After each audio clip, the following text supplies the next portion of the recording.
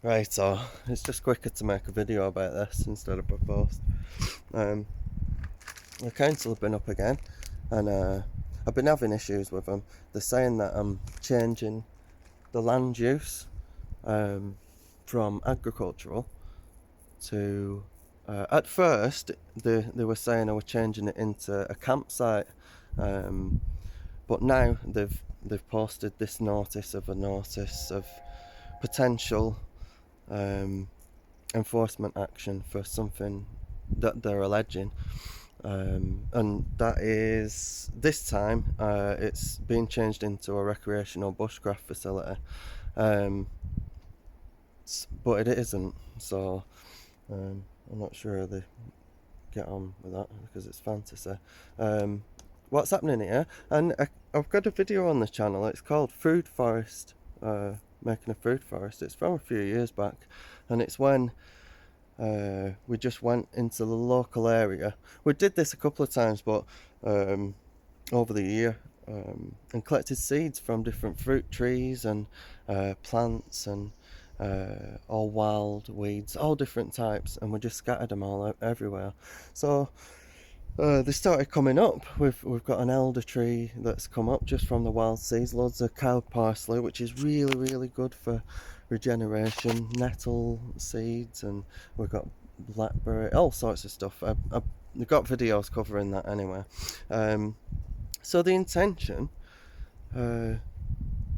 was to build a food forest originally. Now.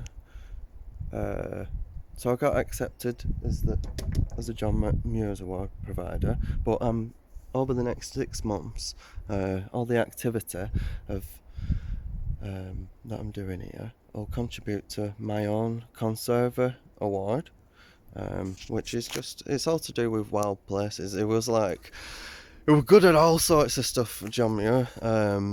He was like an explorer. He walked 1,000 miles, like climbed like a tree in a thunderstorm. He was like a mad guy. He was like an inventor before, and he invented like this bed that chucked you out of bed in the morning.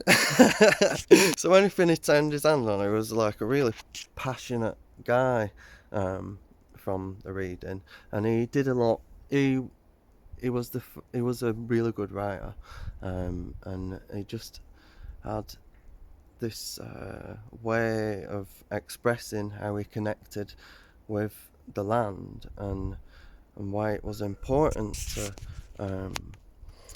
save it, because like I know from speaking from experience, just working like with the land, it makes you feel better if you've had a bad day, or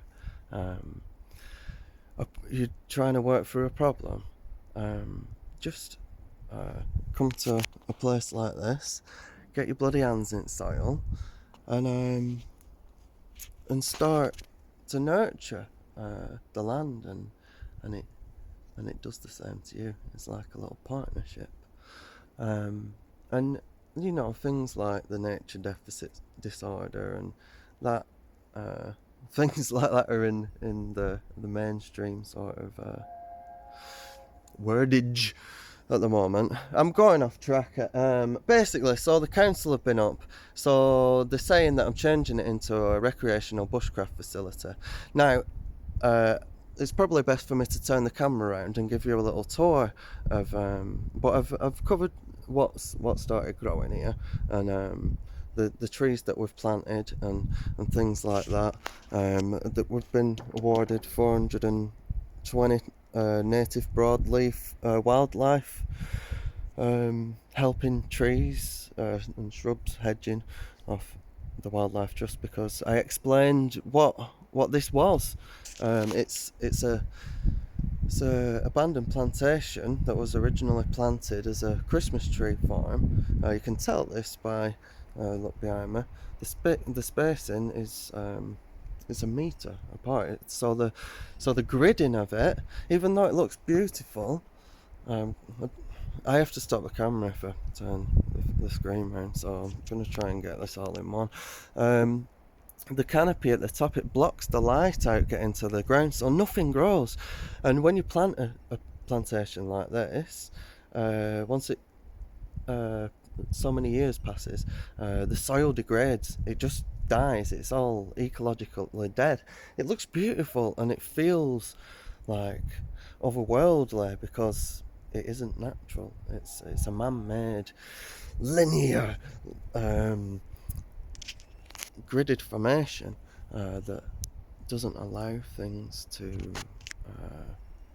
grow by itself. It doesn't let the wild in.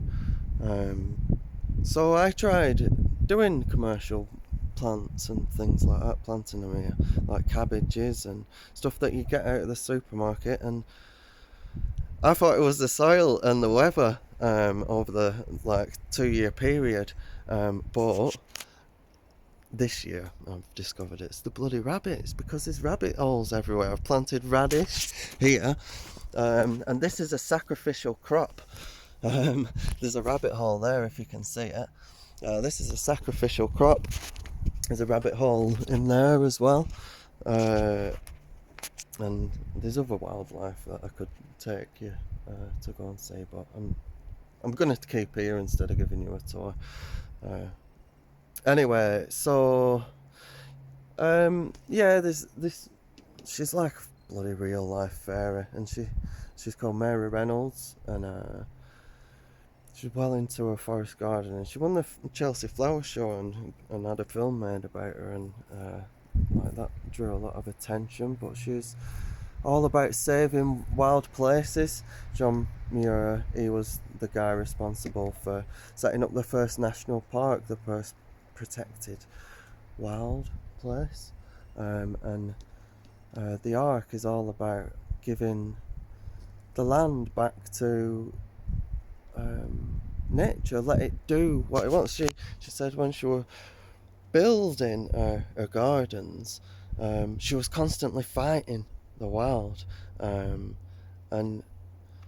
like if you like I used to knock about in the woods and things like that. I'd go out but just by myself finding fossils, and I could keep myself busy for hours just exploring, and I don't know whether like the next generation will be like that. I don't know. It's that shifting baseline again, like what is wild, not just outside the amount of different species of bugs and plants and birds, and every animals. We've killed all the bloody wolves and bears, so there's nothing to control them. And anyway, how far do we let it go before we don't remember anything of what it would have been like 200 years ago for ecology and biodiversity? Anyway, so I'm explaining what I'm doing here, and this is making an arc, and it's just basically giving the space back to the wild, but you have to, because it's been tampered with and neglected so long, you have to give it a guiding hand to set up a structure like it would be in a normal forest. It doesn't have the opportunity to become a normal forest because it wasn't originally seeded as a real natural forest, this area. I can give you a tour and stuff. I put a wildlife pond in, making horticultures. I'm just adjusting the pond today. I put loads of seeds in. You need different layers. You need canopy trees, smaller trees like fruit trees. They're all producing in a food forest, either craft material or food for wildlife, or even yourself, if you're that way inclined, which I am. And then you have like vines that mesh everything together, and I've put a ground cover in, a Ryan vetch, because it grows over winter, and it'll just put a little blanket on the soil, and eventually I can lop that down and add it to my Hugo cultures.